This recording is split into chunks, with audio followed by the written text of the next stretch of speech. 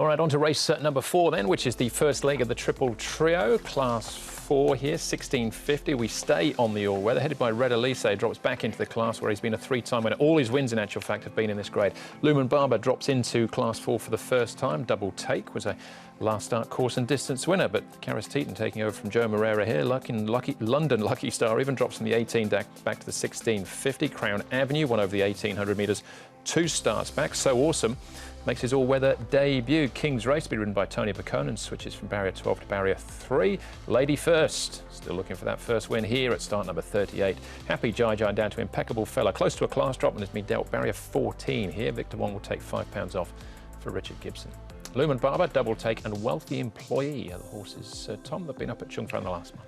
Again, another race on the programme that looks to just have a moderate sort of tempo. Sky Supreme and King's Race can go forward. Now, King's Race had gate 12 last time out, couldn't get anywhere near the pace, and this time has gate number 3, so I think should be up there.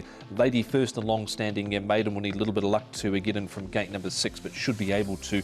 Red Elise there from 1, Lumen Barber, Happy Jai Jai, and then you've got towards the back of the field, Wealthy Employee, who's a trial winner up at Chung Fa, with the last start winner, Double Take. And here is Red Elise, downgraded, going really well in his track work here. Got to carry the big weight. Joe Moreira will take the mount on race day and has been placed on the all-weather surface before. And you can see he works nicely enough on it. El Valiente's only had the 2 starts. Did catch the eye when he ran 5th at his last start on the surface. Be 3rd up. Paul O'Sullivan's horses normally do take a run or so he'll strip pretty fit coming into this contest as well. El Valiente. The other one we're going to look at is King's Race. Another one that did run well at his last start. He was had excuses but stayed on nicely enough. Barrier number 3 for him, and that's him 249 against the rail. All right, and King's Race is one of the many in this field coming out of the run behind Double Take last time out, so we can check on his progress with trainer Jimmy Ting chatting to Ed Sadler at Trackwork. Jimmy, King's Race, last time out he had to cover a lot of ground, but he still finished 4th. Yep. Were you happy with that run?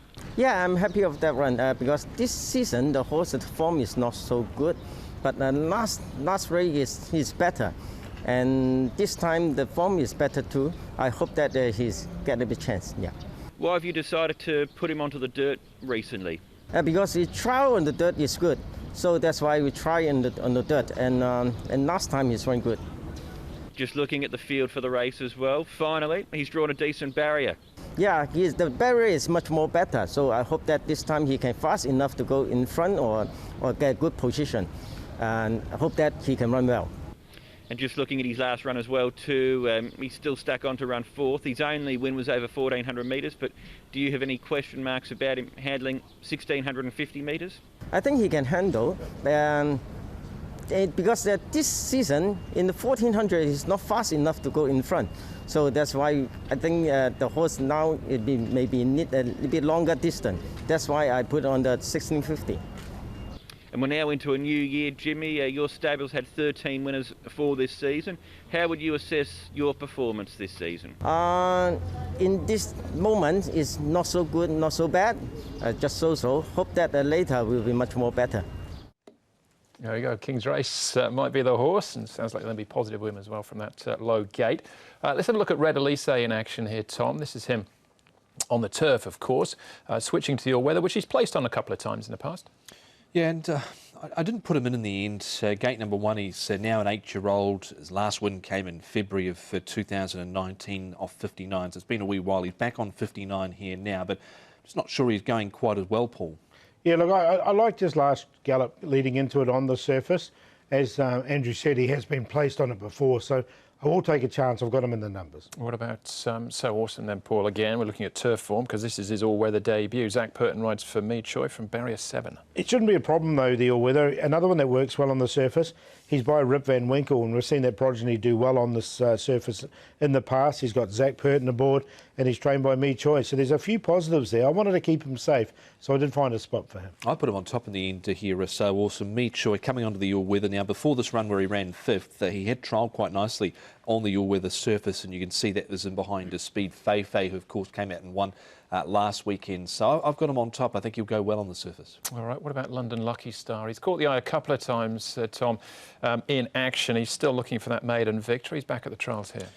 He was at the rear last time out and he was completely flat in the straight, but he's been back to the trials since, and I didn't mind this trial. It was only over 800 metres. Neil Callan was on board, and to look at him here over the final stages, Neil looks like he's got some horse under him there as Star Superior rolls to the top. So I thought he was under a nice enough hold there, Paul. Yeah, it wasn't a bad trial, but he's still a one-hit wonder with that second that he's done so far. So, look, I didn't put him in.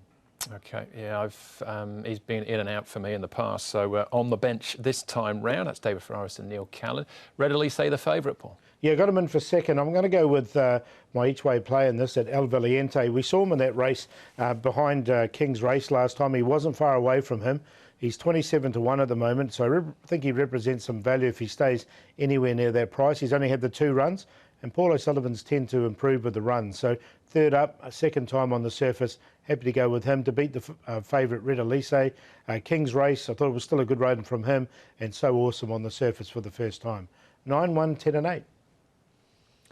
So Awesome is the one that I've put on top here for me. Choi and Zach Purton, I think, get onto the all-weather. He'll run particularly well. He's in the market at 6.9 and 3.4. Double Take goes in. There was nothing wrong with his last start to win by 3/4 over Unite Spirit. King's Race, as long as he can muster some early speed. He didn't have enough speed last time out to get anywhere near the pace, but that was from a wider stall. He's drawn closer to the rail this time out. And off that trial, London Lucky Star goes in. So 8, 4, 10 and 6. So awesome for me as well. 8 and 10, my cue there in the first leg of the Triple Trio. Race number 5 is next for us. Back onto the turf for the first leg of the 6-up.